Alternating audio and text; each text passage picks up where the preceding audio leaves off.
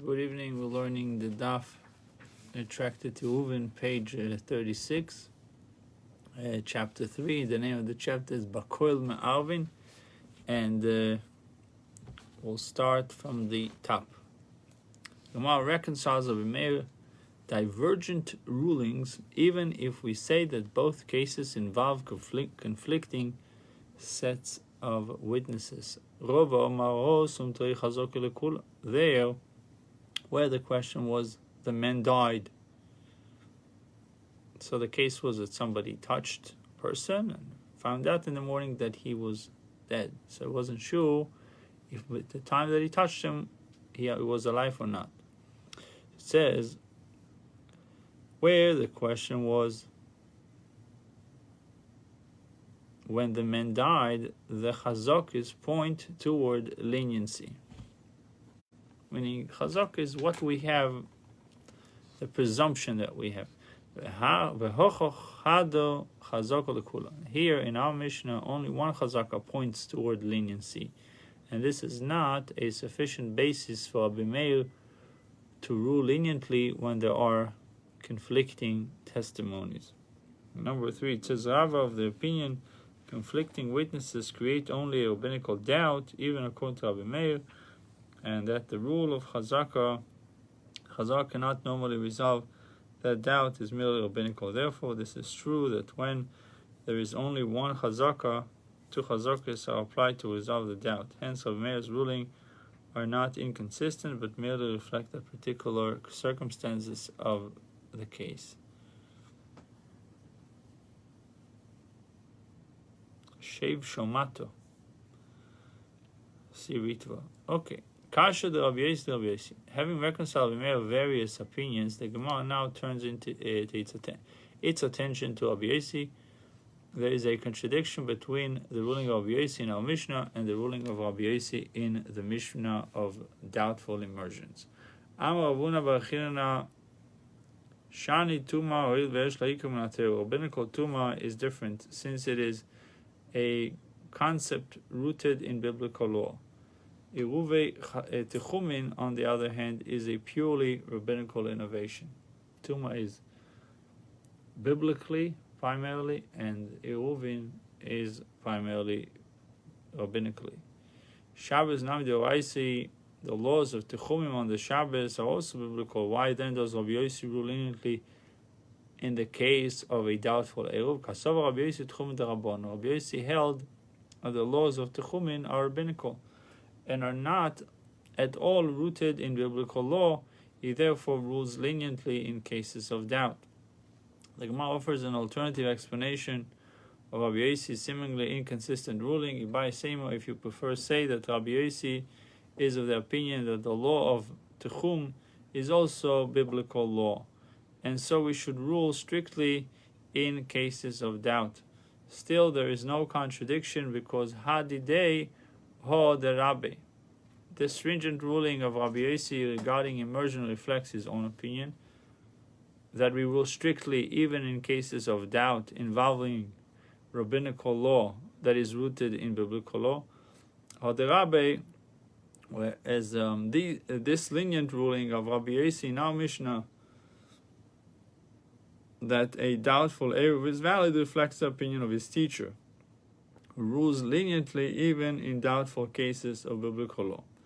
This explanation can also be inferred from Rabbi Yossi's statement for the Mishnah states, Amar Rabbi Yossi av Tulumus Eid Mishum Chamisha Zekenim. Rabbi Yossi said, of Tulumus attested in the name of 5 elders, Shesofik Eruv kosher. When you have a doubt in Eruv, it's kosher. Like Sofik Eruv Lekula, so to speak. He's ruling leniently in case of Eruv. Doubtful Eruv. Shmamin, I learned from it that he was merely reporting the opinion of his teacher. There is no evidence that Rabbi Yossi personally concurred. So Rava offers a third explanation of Rabbi Yossi's disparate rulings. Like conflicting seemingly. So Rava also Rabbi Yossi there in the Mishnah discussing immersions, This is Rabbi Yossi's reason for ruling strictly. Place the individual who is Tomei on his chazaka of being Tomei and say that he did not immerse himself properly, since there is no other chazaka to the contrary. So Rabbi Yossi's ruling, Rabbi Yossi ruled stringently. The Gemara did suggest a second off setting chazaka. On the contrary, since at one time the mikvah contained the requisite fourth seah, requisite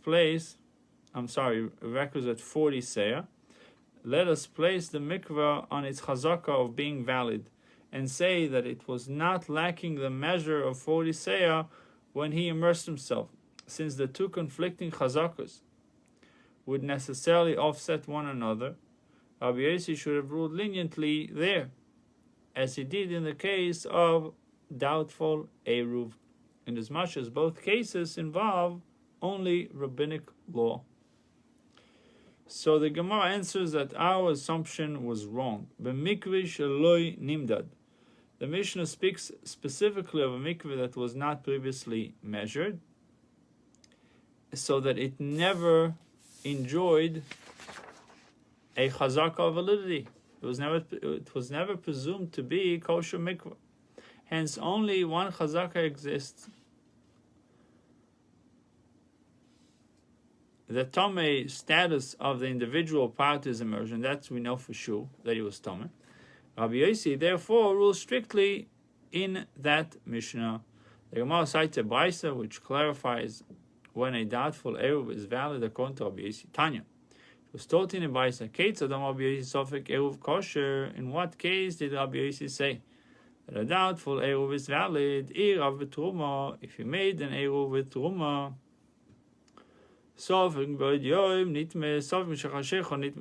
and therefore is a doubt if it became Tomei while it was still day on Friday, and the Eruv is invalid, or it became Tomei after dark, after the Shabbos has already begun, and the Eruv is valid. And so if he made an Eruv with fruits that are tevel,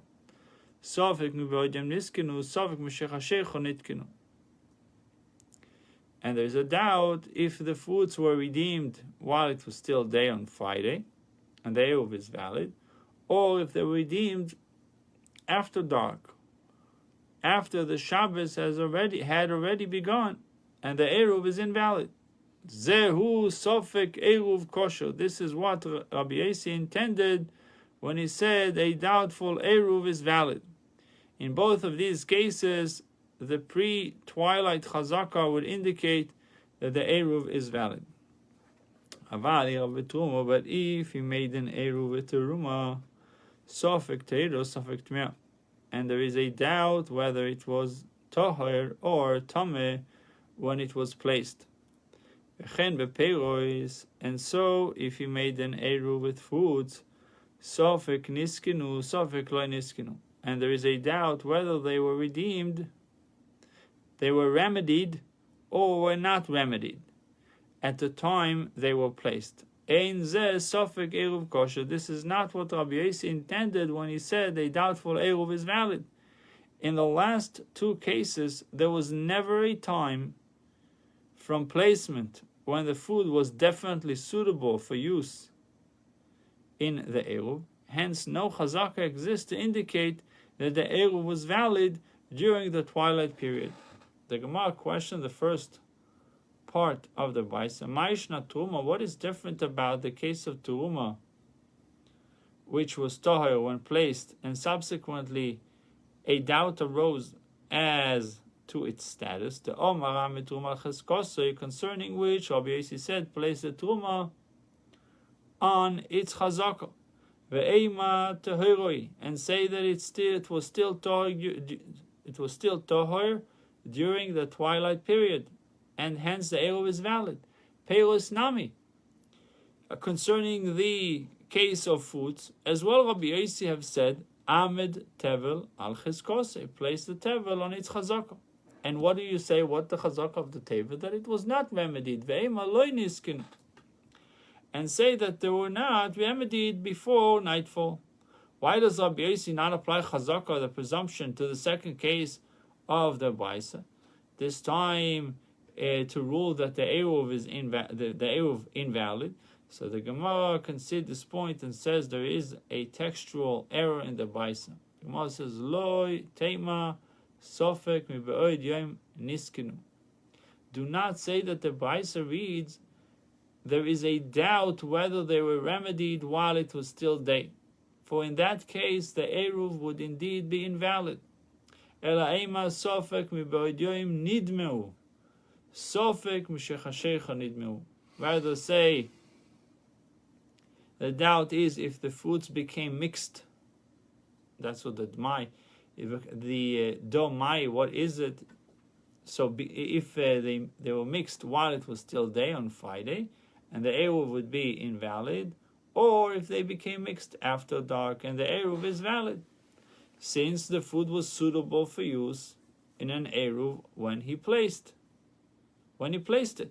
So Rabbi Yossi applies Chazaka to say that the Eruv remained valid throughout the twilight period. The Gemara inquires of Rabbi Meir and Rabbi Yossi. The Gemara inquires how Rabbi Meir and Rabbi Yossi would rule in the following case. Bo Rav Shmuel, Rav Yitzchak, Rav Huna, Yulefon Shteki Kos, Achas Tmeva, Achas Teiro. He had two loaves in front of him. One is Tameh and one is Toher. Omar, Irvu li Bateiro b'chol Makimi. And he said, let my Eruv be made with a Toher loaf, wherever it is, whichever one. Ma'id, so he's not sure which one is what. Tiboy Rabbi Meir, this inquiry can be made according to Rabbi Meir. Tiboy Rabbi Yossi, and this inquiry can be made also according to Rabbi Yossi. Tiboy Rabbi Meir, this inquiry can be made according to Rabbi Meir. Ad kan lekom Rabbi Meir osum deleka tehiro. Hochai katero. Perhaps only there in our Mishnah did Rabbi Meir say that the Eruv is not valid, the lekatero, because the Eruv food is not definitely toil, since it may have become tummy while it was still day. But here in one loaf is certainly toher. Perhaps Rabbi Meir would rule the Eruv valid. Or Dilma, perhaps an opposing argument can be advanced. Even Rabbi Yossi said the doubtful Eruv is valid only there in the case of our Mishnah. For if in fact the teruma is toher, he knows which it is. But here he does not know which loaf is his Shabbos meal. Hence it would be reasonable to say that the Eruv is invalid. So we have two ways of looking at it. On one way you have for sure something that is toil. On the other hand, how can he eat it if he's not sure which one is which? According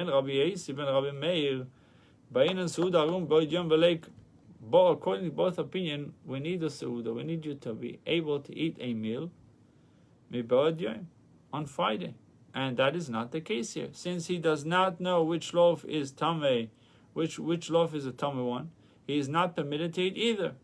Hence the Eruv was unsuitable at the moment he placed it, and so is absolutely invalid.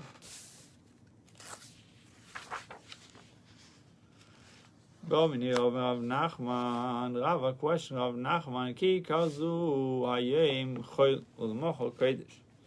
Someone vows this loaf of bread is today unconsecrated, and tomorrow when the Shabbos begins, it shall be consecrated. And then he said, let my eruv be made with this loaf. Mao, what is the halacha? Omar le'eruv eruv. Rav Nachman said to him, his eruv is valid eruv. An interesting case. So this loaf of bread is today unconsecrated. Tomorrow, when the Shabbos begins, it shall be consecrated. And then he said to use this loaf as an eruv. So Rav Nachman said to him, his eruv is a valid eruv. Today, on Friday, the loaf shall be consecrated, and tomorrow unconsecrated. The opposite case. And he said, let my eruv be made with this loaf. Mao, what is the halach? Amar lei ein eruv eruv. So Rav Nachman said to him, his eruv is not good. It's not a valid eruv. Ma'ishna, what is the difference between these cases?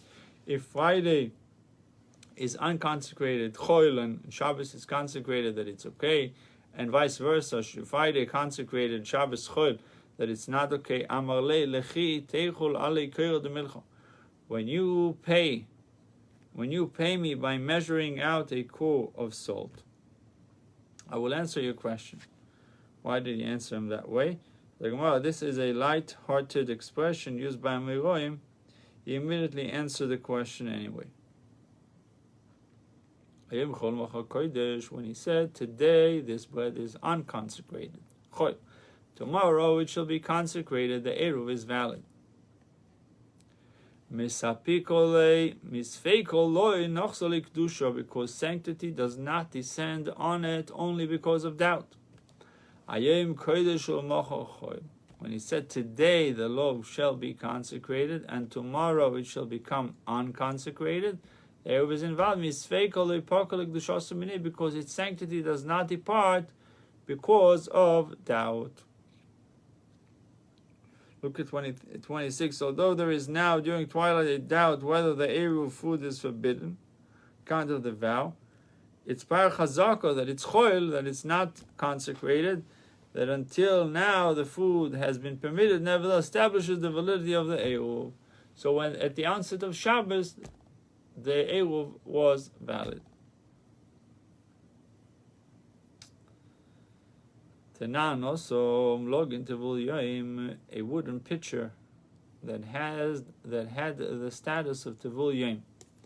Shemiloi min hechavis shel meiser tevel, that one filled with produce from a barrel of meiser which is tevel. Ve'omar hariza trumas meiser l'shtechshach, and he said on Friday this produce in the pitcher shall be terumas meiser after dark. Devorov kayomin, his words are effective. The designation takes effect when the Shabbos begins as stipulated. Vim omar eruv li bozeh, and if he then said, let my eruv be made with this produce, loy omar klum, he has not said anything. His eruv is invalid, since the produce was tevel when twilight began.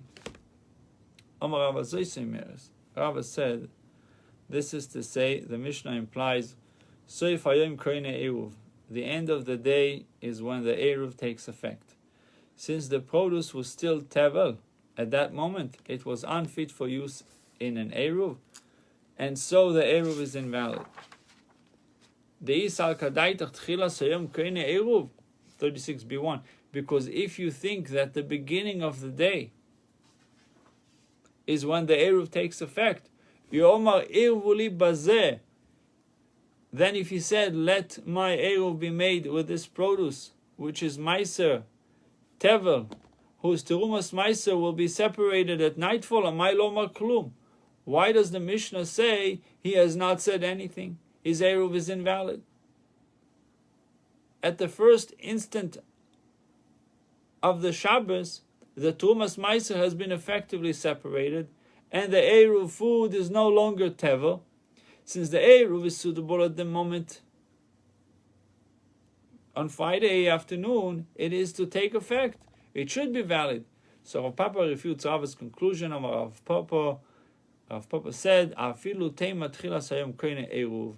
You can even say that the beginning of the day, the very beginning of the Shabbos, is when the Eruv takes effect. Yet, there is no difficulty in explaining the Mishnah of Tevul Yom.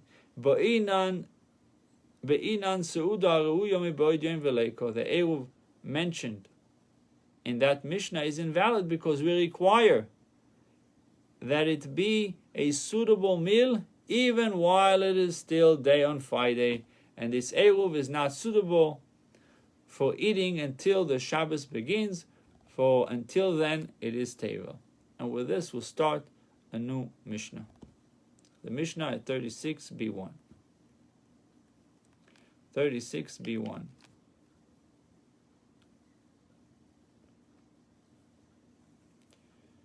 The following Mishnah and subsequent Gemara treat the principle of Bereira. What is the principle of Bereira? Retroactive designation. Retroactively, you say it was designated for this and that. This principle allows one to institute a legal process and make its validation conditional upon events which have not yet occurred, events that didn't happen yet, and whose outcome cannot now be predicted. You don't know the outcome. Events did not happen yet, and you cannot predict how is it going to flow, how is it going to happen. So the validity of this principle is the subject of dispute among many Tanoim. Our Mishnah accepts the validity of Bereira, retroactive designation, and illustrate how it might be used. How can we use the principle of Bereira in our case, in the case of Eruv Tchumen? A person may attach a condition to his Eruv, and after placing two Eruvin, one 2,000 ames east of his current location, and the other 2,000 ames to the west. And why is he doing it? He says, if Gentile comes from the east, say enemies come from the east, he wants to run away. So then he says, my Eruv is to the west. And if they come from the west, my Eruv is to the east, the opposite of where they're coming. That's retroactive designation. If they come from both directions, I shall go to the place I choose on the Shabbos. The Eruv which lies in the direction he chooses to go will be retroactively valid, and the other is obviously void. And if the Nochrim, if the Gentiles did not come from either direction, I am like my townspeople who placed no Eruv. So the Mishnah offers another case of a conditional Eruv. If it had been reported that a scholar was coming on the Shabbos to a place between 2,000 and 4,000 amas from town, but it was not known whether that place will be east or west of the town. So a big rabbi coming to speak, and you're not sure which direction he's coming from, you would like to walk to him to hear his lectures. One who desired to attend to the scholar's discourse could place two Eruvin, each one a different direction, and make the following conditions. If scholar comes from the east, and my Eruv is to the east. If he comes from the west, my Eruv is to the west. If one scholar comes to here, and another comes to here, two scholars are coming from two different directions, I shall go to the place I choose on the Shabbos. The Eruv which lies in the direction he chooses to go will be retroactively valid, and the other void. If he didn't show up, I'm like my townspeople, place no Eruv. So that's a Tanakam. Rabbi Yehuda says regarding the case of two scholars who arrived from different directions, if one of them was actually his teacher, he must go to his teacher. But if both scholars were his teachers, he may go to the place he chooses. So we have two cases in the Mishnah. One is running away from Goyim, so therefore he placed before the Shabbos two Eruvin, one in the east, one is in the west, and you want one of them to be retroactively active, effective, and valid, so he can run to the other place. Or the case of rabbis that are coming for a lecture and he's not sure which way they're coming, or two rabbis are coming, he's not sure which one he will go to. He's allowed to make this retroactive designation. The Rabbi Yehuda is adding that if one of them was his rabbi, he should go to his rabbi. And if two of them were his rabbis, L'mokom shirtz, he may go to the place he chooses. So Rabbi Yitzchak Tani, when Rabbi Yitzchak came from Eretz Yisrael to Babylonia, he taught a Baita which had the cases in reverse order. Meaning, first, in his recollection, the Baita started off with the Gentiles, the rabbis coming, and the second part, the rabbis coming.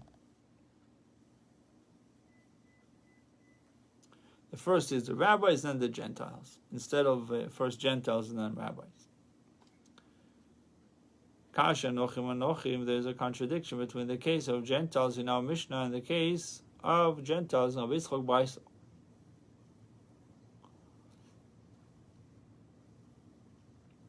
Why? It says, regarding the arrival of Gentiles, the valid Eruv was the one that allowed access to them. In the case of the scholar, the valid Eruv was the one that allowed him to flee in the opposite direction. Okay. One is allowing him access to the rabbis, and one is allowing him to run away. So, kasha nochim anochim, kasha chochem achochem. There's a contradiction between the case of Gentiles in our Mishnah and the case of Gentiles in our Yitzchak Baisa. Contradiction between the case of the scholar in our Mishnah and the case of the scholar in Rabbi Yitzchak Baisa. Nochim anochim leikashyo. There is no contradiction between our Mishnah's case of Gentiles and the other case of Gentiles. Habefar hagabno. This case of our Mishnah concerns Gentile tax collectors, from whom it is usual to flee. Oh, b'mori demoso. So we're not talking about killers. We're talking about tax collectors. So you still want to avoid them, but it's not an emergency. It's not you're not running. You're not running for your life.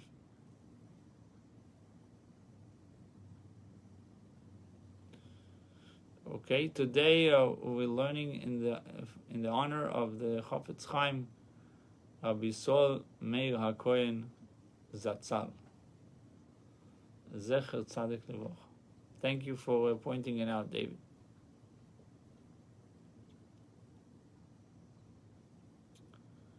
So there is no contradiction between our Mishnah's case of Gentiles and the other case of Gentiles. Abba Gavno, the case of our Mishnah concerns Gentile tax collectors, from whom it is usual to flee. B'mori demoso, whereas this Baisa reported by Rabbi Yitzchak concerned Gentiles town officials, who people wish to meet in order to present requests or voice complaints.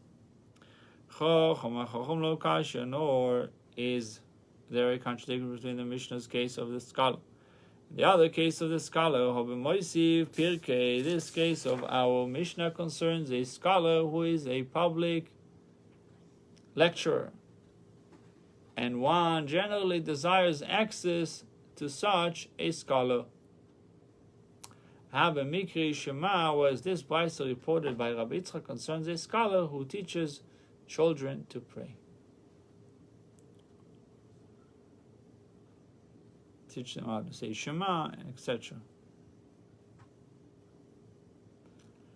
The Gemara explains the dispute between the Tanakam and Rabbi Yehuda in the Mishnah. Rabbi Yehuda, if one of them was his teacher, he should go to his teacher. Rabbanon Zimnin, sometimes he likes to go to his friend, his colleagues, more than he likes to go to his teacher.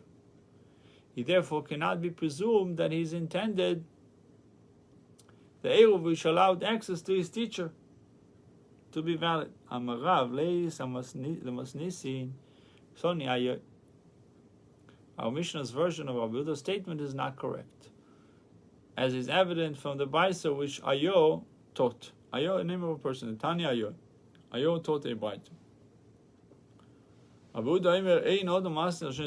this Amir Ayo brings Rabbi Yehuda, and he says, a person may not place conditions on two things simultaneously. If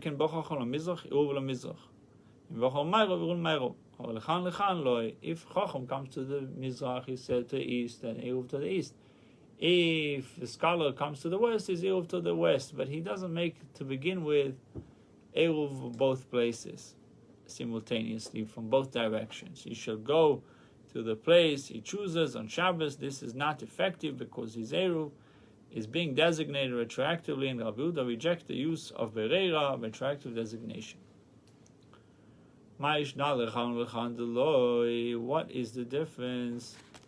What is difference about the case in which he stipulated that if scholars come from both directions, he will go where he chooses? That Rabbi Yehuda ruled that the Eruv was not valid. The Ein Bereira, because he held that there is no such a thing, validity to the concept of Bereira. No such a thing as retroactive designation. So why in the cases of East and West you should say the same thing? That it should be invalid because there is no such a thing as retroactive designation. No Bereira. The Gemara clarifies Ayo's statement, thereby resolving the difficulty. Omar Rabbi Yechonon Rabbi Yechonon said that Bereira is not needed in Ayo's first case because the scholar has already come prior to twilight. Scholar had already come prior to twilight. The Gemara now clarifies why it accepted Ayo's version over that of our Mishnah. On the contrary, if there is a contradiction between our Mishnah's version of Rabbi Yehuda's opinion and Ayo's version, say that Ayo's version is not acceptable because of what our Mishnah teaches. Why do we assume that Ayo's version is the correct one? And what says, we have learned from another source that Rabbi Yehuda rejected the validity of Bereira, no retroactive designation, that none. Bringing another case, person who purchases wine from Kutins and lacks utensils into which he can pour the Teruma and Meiser portions, he must separate. Oimer shnei lugim shani osid lafrish, 2 lugin which I shall separate in the future. From these 100 lugin of wine, arei and Teruma, are thereby designated now as Teruma. Asoro Meiser Rishon, Tisho Meiser Sheni. The first 10 lugin are going to be Meiser Rishon. Meiser that goes to the Levi. Tisho Meiser Sheni, the 9 lugin I'm going to give as Meiser Sheni. Umeichel, and he should redeem the Meiser Sheni immediately by transferring its sacredness onto coins. Vishoyis miyad, he may drink immediately. Once he makes the statement, that's it, he can drink. Providing that he is careful to leave in the barrel enough wine to be separated as Truma and Meiser for the entire barrel. Div Rabbi Meir, these are the words of Meir. Rabbi Yehuda, Rabbi Shimon, Rabbi Yehuda, and Rabbi Shimon prohibit this. Why? Because these Tanoi, among them Rabbi Yehuda, reject the principle of Bereira. This Tosefta buttresses Ayo's version of Rabbi Yehuda's view and contradicts our Mishnah. Buchim Tiu, and we shall continue tomorrow. David, we have a very short page for you tomorrow. We're very happy. And the second page is not so much, but our page is short. Buchim Tiu.